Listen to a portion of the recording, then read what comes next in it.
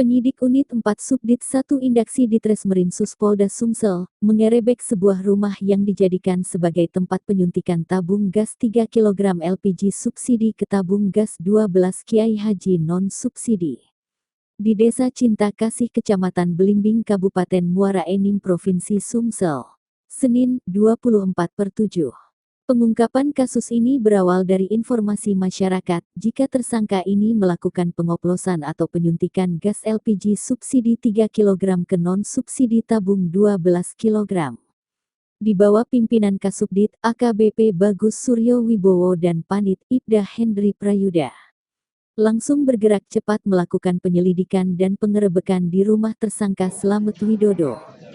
Subdit 1 Indaksi berhasil mengungkap kasus penyalahgunaan BBM atau migas bersubsidi, tabung gas LPG subsidi 3 kg dioplos ke tabung gas LPG 12 kg di sebuah gudang milik tersangka berinisial SW, ungkap AKBP Pitu Yudapi. Wadir Krimsus Polda Sumsel, Rabu, 09.08. Dikatakan Wadir Krimsus Polda Sumsel, di mana pemilik rumah tersangka Slamet Widodo bin Parno 42, diamankan bersama barang bukti tabung gas 3 kg berisi LPG subsidi sebanyak 122 tabung, dan tabung gas 12 kg berisi gas LPG non-subsidi sebanyak 14 tabung. Tabung gas LPG 3 kg kosong sebanyak 558 tabung.